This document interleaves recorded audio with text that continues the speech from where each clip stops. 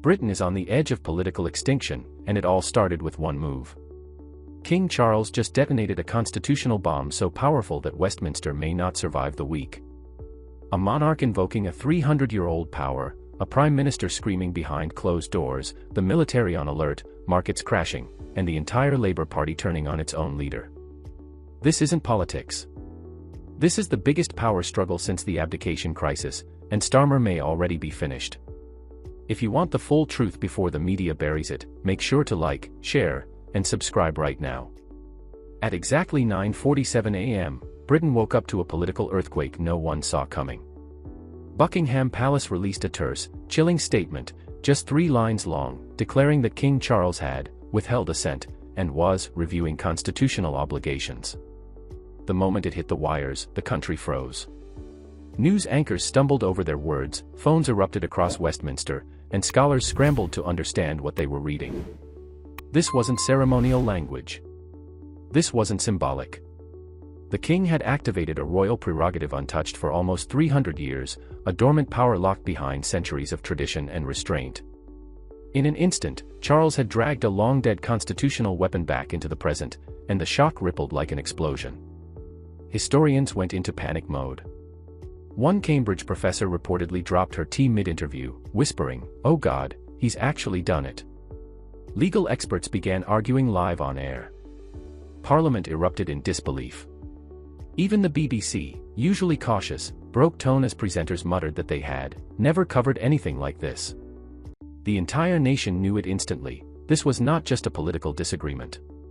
This was the spark of what would become the most explosive constitutional clash in modern British history: the monarchy versus the government, tradition versus ambition, stability versus raw political power. By 3:15 p.m., the crisis moved from headlines to historic confrontation. Prime Minister Keir Starmer entered Buckingham Palace expecting nothing more than routine signatures, the quiet, automatic formalities every prime minister performs. Instead, he walked into a storm. Charles sat waiting, posture rigid, eyes cold, the unsigned documents neatly arranged between them. Starmer reached for his pen, rehearsed lines ready, but the king did not move. Then Charles spoke, each word measured like a verdict. "I cannot in good conscience allow this assault on the constitutional balance of the realm." Starmer's smile collapsed. He demanded clarification. The king gave it. He was refusing assent. He was invoking prerogative. He was stopping the legislation.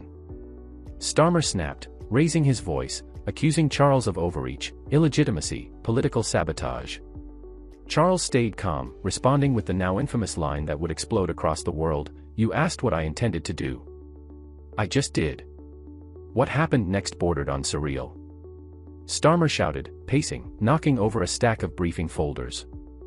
A staff member tried to intervene, only to be waved out. As Starmer stormed toward the exit, a portrait of Queen Anne, the last monarch to use similar authority, rattled, slipped, and crashed to the floor. It was symbolism too perfect to script, history falling, and history repeating. Downing Street descended into a scene of pure political chaos the moment Starmer returned from Buckingham Palace. The Prime Minister stormed into the cabinet room, hurling briefing papers across the table as stunned ministers froze in place.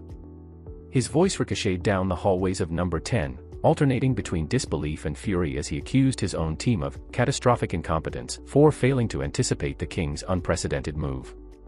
Within seconds, cabinet unity shattered. Angela Rayner slipped out of the room in visible distress, clutching her phone as aides rushed to escort her away from the unfolding meltdown. Bridget Phillipson, shaken and fighting tears, excused herself after Starmer slammed his fist against the chair back. John Healey attempted to restore order by contacting senior military advisors, insisting they prepare for constitutional escalation, but his attempt only deepened the sense of panic. Staffers whispered that the Prime Minister looked broken, unable to process the magnitude of the backlash erupting across the country.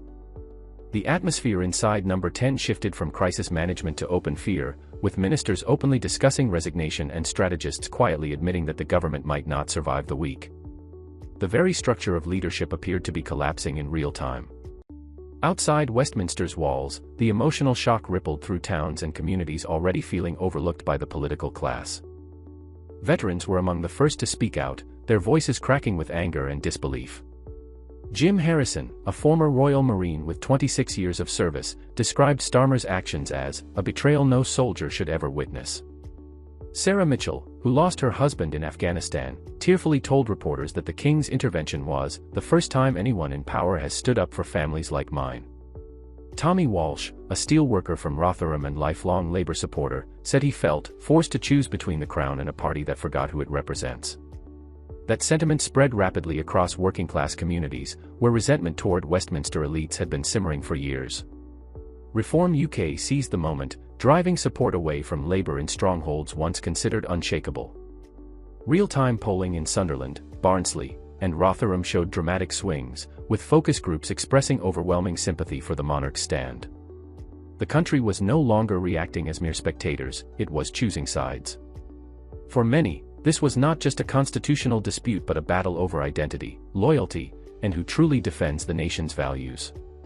As the political earthquake unfolded, a second wave of outrage erupted across Britain, this time exposing the stark contrast between Labour's rhetoric and its spending. Starmer's inner circle was revealed to have racked up staggering expenses: £47,000 in international travel for advisors, first-class flights to New York for 2-hour meetings, and 5-star hotels in Brussels for climate conferences. Champagne receptions alone cost taxpayers thousands, while MPs collectively claimed £2.3 million in expenses, all during votes to cut winter fuel payments for struggling citizens. The hypocrisy struck a raw nerve. Media outlets circulated images of these indulgences alongside stories of families forced to choose between heating and eating. Food banks reported record demand, with volunteers stunned by the desperation. One particularly striking case went viral: a qualified nurse forced to rely on a food bank to feed her children. Public disgust boiled over on social media, with trending hashtags denouncing the lavish Labour elite. Millions felt personally betrayed, as the party that once stood for working-class Britain now appeared to live in luxury while ordinary citizens froze. In the span of hours, Labour's moral credibility, its core claim to serve the people, evaporated, leaving Starmer's government vulnerable not just politically but ethically. At 6 p.m., King Charles delivered a speech at Westminster Abbey that stunned the nation and shattered centuries of royal neutrality. What was meant to be a routine service became a historic platform for a monarch taking direct moral and constitutional action. With visible emotion, Charles spoke of the oath he had sworn to protect Britain's ancient liberties, emphasizing that when democracy itself is threatened, silence becomes complicity. Princess Anne was reportedly in tears, and Prince William stood ramrod straight in full military uniform, signaling unwavering support. The king's voice cracked slightly as he invoked the memory of his mother, Queen Elizabeth II, reminding the nation that true service, not ceremonial power, defines the monarchy. Every word was a calculated strike at the Prime Minister's overreach, portraying the monarchy as the guardian of democracy. Reporters described a palpable electricity in the air. The king's speech instantly dominated headlines and social media, leaving both political elites and ordinary citizens grappling with its significance. Charles had transformed a sacred space into a national stage for constitutional reckoning, and by the time the speech concluded, it was clear that the monarchy had claimed the moral high ground, positioning itself as a defender of the nation against political hubris. The political earthquake in Westminster sent immediate tremors across the global economy. Within hours of King Charles's unprecedented intervention, the pound plummeted 3% against the dollar, while FTSE futures collapsed as traders grappled with the unfolding constitutional crisis. Major financial institutions issued emergency alerts, with comparisons to Black Wednesday circulating in private briefings. Deutsche Bank froze all UK government bond purchases, while JP Morgan and other international banks moved billions out of British investments overnight. The Bank of England convened emergency meetings, with Governor Andrew Bailey reportedly describing the situation as worse than any crisis in recent memory. Markets were not the only observers. World leaders reacted swiftly, issuing statements reflecting deep concern. France cautiously praised the king's defense of democratic norms, Germany's Chancellor Olaf Scholz expressed alarm at the uncertainty, and President Biden urged all parties to uphold democratic principles. Meanwhile, Chinese state media called the crisis a collapse of Western stability, and Vladimir Putin's terse remark that British democracy is eating itself drew international attention. On the streets of London, outrage manifested in real time, with protests outside Downing Street swelling from 50,000 to 100,000 people within hours. Veterans, citizens, and royalist societies united, singing the national anthem, signaling that the constitutional crisis had captured the world's attention. Within hours of the palace confrontation, the Labour Party began to unravel. MPs publicly broke ranks, openly supporting King Charles, leaving Starmer increasingly isolated. The grassroots campaign group momentum split, with half backing Starmer and half demanding his resignation. Emergency no-confidence motions emerged in local Labour parties, with Manchester, Sheffield, and Liverpool leading the revolt. Scottish and Welsh Labour members began distancing themselves from Westminster, quietly exploring structural separation and expressing frustration with Starmer's leadership. Inside Number 10, chaos reigned. Cabinet members drafted resignation letters, senior advisors cleared desks, and the Chief of Staff submitted hers. 3 special advisors departed at 11 p.m., while the head of communications removed personal items at 2 a.m., signaling the collapse of centralized authority. Civil servants further complicated matters, refusing to implement orders citing constitutional concerns, and the head of the Home Civil Service sent an unprecedented all-staff reminder that loyalty lies with the Crown, not government. Entire departments reportedly entered open revolt, and the Foreign Office declined to draft Starmer's response to international leaders. With allies deserting, internal channels compromised, and the machinery of government rebelling, it became clear that Starmer's leadership was on the brink of total collapse, leaving Britain staring at a constitutional and political vacuum. As the crisis deepened, leaked documents from the Cabinet Office revealed a secret blueprint that stunned the nation. Titled Operation Republic, the 47-page plan detailed a systematic strategy to dismantle the monarchy, transition Britain to a ceremonial republic by 2030, and neutralize royal influence at every level.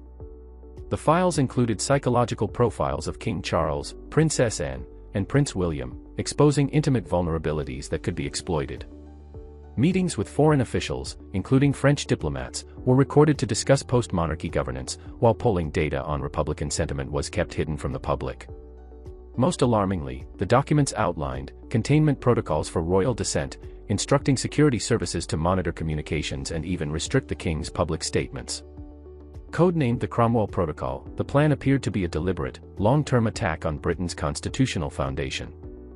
Legal experts immediately weighed in, with former Attorney General Geoffrey Cox calling it potentially the gravest constitutional breach in modern history.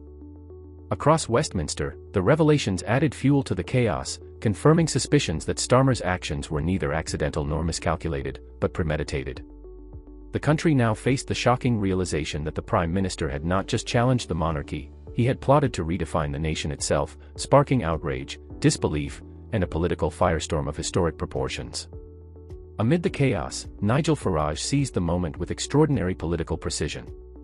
While Starmer's Labour Party imploded, Farage positioned himself as the voice of stability, standing calmly before massive crowds in Birmingham and excoriating Starmer's betrayal of veterans, the Crown, and British traditions. His speeches struck an emotional chord, galvanizing a nation weary of political elites and uncertainty. Membership applications for Reform UK surged beyond comprehension, crashing servers with over 200,000 new applicants in just 36 hours, while donations poured in at unprecedented rates. Influential business leaders, hedge fund billionaires, and major conservative donors began publicly supporting Farage, further isolating Starmer. This ends one of 2 ways: monarchy strengthened forever, or total collapse. The countdown has begun.